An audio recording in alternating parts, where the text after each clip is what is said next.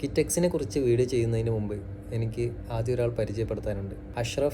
അഷ്റഫാണ് ഈ ഒരു വീഡിയോ ചെയ്യാൻ വേണ്ടി പറഞ്ഞത്. നമ്മളൊരു കമ്പനിയെക്കുറിച്ച് കേൾക്കുമ്പോൾ നമ്മൾ ആദ്യം നോക്കേണ്ടത് ആ കമ്പനി എന്ത് ബിസിനസ്സാണ് ചെയ്യുന്നത് എന്ന് നോക്കണം. അതിൻ്റെ എബൌട്ട് നോക്കണം. അത് ഞാൻ നോക്കുന്നത് സ്ക്രീനറിനകത്താണ്.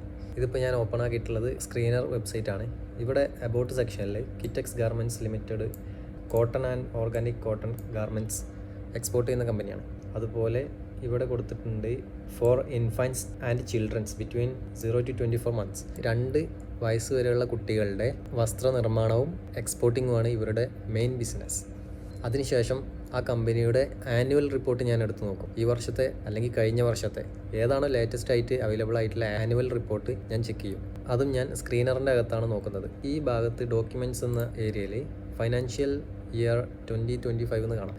അത് ക്ലിക്ക് ചെയ്തതിന് ശേഷം നമുക്ക് ആനുവൽ റിപ്പോർട്ട് കിട്ടും. കണ്ടില്ലേ, ഇതാ ഒരുപാടുണ്ട്. സമയമുള്ളൊരു ഡീറ്റെയിൽ ആയിട്ട് വായിച്ച് നോക്കുക. നമുക്കെല്ലാം പെട്ടെന്ന് വേണമല്ലോ. അപ്പോൾ ഞാൻ എന്ത് ചെയ്യും, ChatGPT ഓപ്പൺ ചെയ്ത് ആവശ്യമുള്ള സാധനങ്ങൾ മാത്രം ChatGPTനോട് ചോദിക്കും. ChatGPT അത് കണ്ടുപിടിച്ച് നമുക്ക് തരും. ഞാനിപ്പോൾ ChatGPTൻ്റെ അകത്താണുള്ളത്. ഇവിടെ ഞാൻ ആനുവൽ റിപ്പോർട്ട് ഡൗൺലോഡ് ചെയ്ത് അപ്ലോഡ് ചെയ്തിട്ടുണ്ട്. പിന്നെ നമുക്ക് ആവശ്യമുള്ള കുറച്ച് പ്രോംപ്റ്റും ഞാൻ കൊടുത്തിട്ടുണ്ട്. ഇതാ ടെക്സ്റ്റൈൽ മാനുഫാക്ചറിങ്ങിലാണ് 96% റവന്യൂ വരുന്നത്.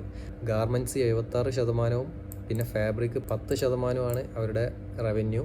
Export sales from the majority of business എന്ന് കൊടുത്തിട്ടുണ്ട്. എക്സ്പോർട്ടാണ് ഇവിടെ മെയിൻ ബിസിനസ്.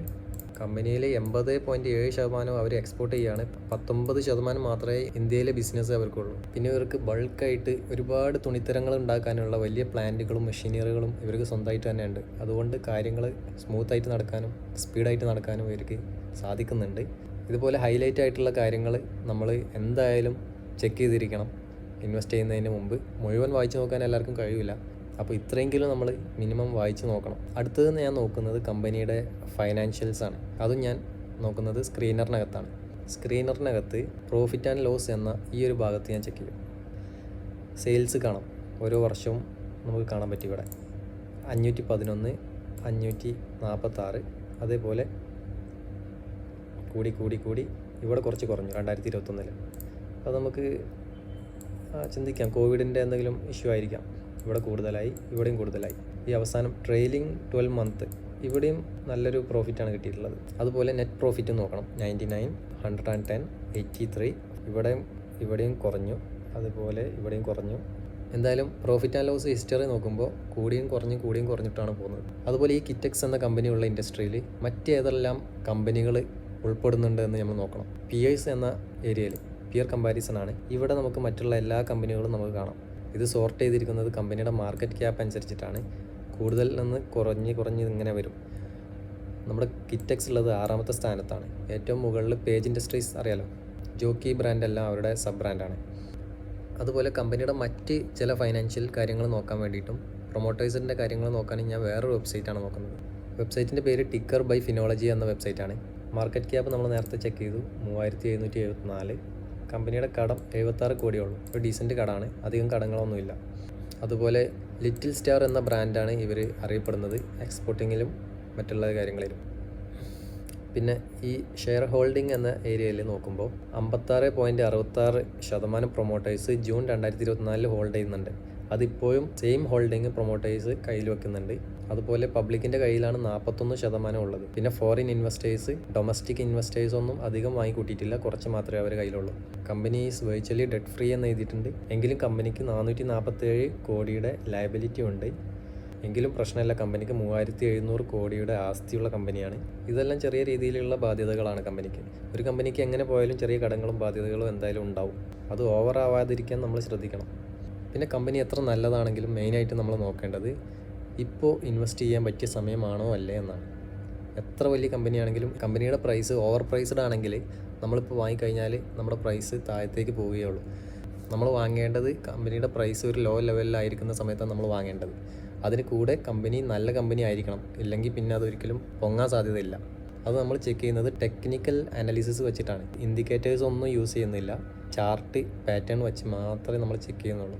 ടെക്നിക്കൽ അനാലിസിസ് നോക്കാൻ വേണ്ടിയിട്ട് ട്രേഡിംഗ് വ്യൂവിൻ്റെ അകത്താണ് ഞാൻ ഇപ്പോൾ ഉള്ളത്. ചാർട്ട് ഞാൻ 1 monthൻ്റെ ചാർട്ടാക്കിയിട്ടുണ്ട്. ഇനി ഞാൻ ഒരു പാറ്റേൺ വരച്ച് നോക്കും. ട്രെൻഡ് ലൈൻ എങ്ങനെ പോകുന്നതെന്ന് അറിയാൻ വേണ്ടിയിട്ടാണ് നമ്മളിങ്ങനെ നോക്കുന്നത്. ഈ ഒരു രീതിയിൽ അല്ലെങ്കിൽ സൈഡ് വൈസ് ആയിട്ടായിരിക്കും ചാർട്ട് മൂവ് ആവുന്നത്. കിറ്റെക്സ് എന്ന കമ്പനി സ്റ്റോക്ക് എക്സ്ചേഞ്ചിൽ ലിസ്റ്റ് ചെയ്തത് 2013 കണ്ടില്ലേ, ഇതാണ് ഇതിൻ്റെ സ്റ്റാർട്ടിങ്. 2013 വരെയുള്ള ചാർട്ട് മാത്രമേ നമുക്ക് അവൈലബിൾ ആയിട്ടുള്ളൂ. അപ്പോൾ ഇത് വെച്ചിട്ട് നമുക്കിത് ചാർട്ടിൻ്റെ ഒരു പാറ്റേൺ മനസ്സിലാവുന്നില്ല, എങ്ങോട്ടാണ് പോകുന്നത് എന്ന് നമുക്ക് മനസ്സിലാവുന്നില്ല. ഒരുപാട് നോക്കിയാൽ നമുക്ക് ഒരുപാട് റെസിസ്റ്റൻസും സപ്പോർട്ടും കിട്ടും. പക്ഷേ അതുകൊണ്ട് കാര്യമില്ല. നമുക്ക് മെയിനായിട്ടുള്ള 2 മേജർ റെസിസ്റ്റൻസും സപ്പോർട്ടും 2 3 നമുക്ക് കിട്ടണം. ഇവിടെ ഒരു സപ്പോർട്ടുണ്ട്, ഇങ്ങനെയല്ല സപ്പോർട്ട് വേണം. എങ്കിലും ചാർട്ട് മൊത്തത്തിൽ പോകുന്നത് ഒരു മുകളിലോട്ടൊരു ചെരിഞ്ഞിട്ടാണ്. അതാണ് ഈ യെല്ലോ കളർ ലൈന്. അപ്പോൾ തൽക്കാലം ഞാൻ സപ്പോർട്ട് റെസിസ്റ്റൻസും എല്ലാം ഞാൻ ഡിലീറ്റ് ആക്കിയിട്ടുണ്ട്. നമ്മൾ നോക്കുമ്പോൾ തന്നെ നമുക്ക് മനസ്സിലാവുന്നുണ്ട്, ഈ മുകളിലത്തെ യെല്ലോ ലൈനിൻ്റെ അവിടെയാണ് ക്യാൻഡിൽ പ്രൈസ് നിൽക്കുന്നത്. കമ്പനിയുടെ പ്രൈസ് ഈ ഏരിയയിൽ നിൽക്കുന്നത്. അപ്പോൾ ഇത് ഓവർ വാല്യൂഡാണ്. അതായത് കമ്പനി കൂടുതൽ സാധ്യത ഇങ്ങോട്ടേക്ക് തിരിച്ചു വരാം, ഈ ഭാഗത്തേക്ക് തിരിച്ചു വരാം. ഈ ഒരു യെല്ലോ ലൈനിൽ തട്ടിയതിന് ശേഷം മുകളിലോട്ട് പോവുള്ളൂ. നല്ലൊരു കമ്പനിക്ക് നല്ലൊരു ന്യൂസ് വന്നാൽ ഇത് ഇവിടെ നിന്ന് തന്നെ മുകളിലോട്ട് പോകാം. പക്ഷേ ന്യൂസ് നമ്മൾ നോക്കരുത്. ന്യൂസ് ബേസ് നമ്മൾ ട്രേഡ് ചെയ്യുന്നില്ല. എന്തെങ്കിലും ബാഡ് ന്യൂസ് കാര്യങ്ങളൊക്കെ വന്നാലും അതിന് മുമ്പ് പ്രൈസ് താഴേക്ക് പോയിട്ടുണ്ടാവും. ചെറിയ രീതിയിലുള്ള ബാഡ് ന്യൂസൊക്കെ ആണെങ്കിൽ നമുക്ക് ഹോൾഡ് ചെയ്യാൻ പറ്റും. ഓക്കെ, നല്ല കമ്പനി, അതാണ് നമ്മൾ നോക്കുന്നത്. അത്രയും നല്ല കമ്പനിയിൽ മാത്രമേ നമ്മൾ ഇൻവെസ്റ്റ് ചെയ്യാവൂ. അപ്പോൾ ഫൈനലായിട്ട് ഇതൊരു ഓവർ പ്രൈസ്ഡ് ആണെന്നാണ് എൻ്റെ ഒരു വിശ്വാസം. ഞാനിത് ഇൻവെസ്റ്റ് ചെയ്യാൻ പോകുന്നില്ല ഇവിടെ. കമ്പനി നല്ല കമ്പനിയാണെങ്കിലും എനിക്കിപ്പോൾ ധൈര്യത്തോടെ ഇൻവെസ്റ്റ് ചെയ്യാൻ പറ്റില്ല. കാരണം ഈ പ്രൈസിൽ നിന്ന് ഇത് താഴത്തോട്ട് എത്ര ശതമാനം വരാം? ഒരു ഏകദേശം 60% താഴത്തോട്ട് ഇറങ്ങാൻ സാധ്യതയുണ്ട്. ഷെയർ മാർക്കറ്റിൽ പ്രൈസ് എങ്ങോട്ട് പോകുമെന്ന് ഒരു വലിയ കമ്പനിക്കോ എത്ര വലിയ ഐഡിയ ഉള്ള ആൾക്കാണെങ്കിലും പറയാൻ കഴിയില്ല. നമുക്കറിയുന്ന രീതിയിൽ നമ്മൾ പ്രവചിക്കുക, അത്രയേ ഉള്ളൂ. അപ്പോൾ അത്രയൊക്കെ ഉള്ളൂ. ഈ ഒരു വീഡിയോ ഇവിടെ അവസാനിപ്പിക്കുകയാണ്. അടുത്തത് ഏത് കമ്പനിയാണെന്ന് നിങ്ങൾ കമൻറ്റ് ചെയ്യുക, ഞാൻ ചെയ്യുന്നതായിരിക്കും.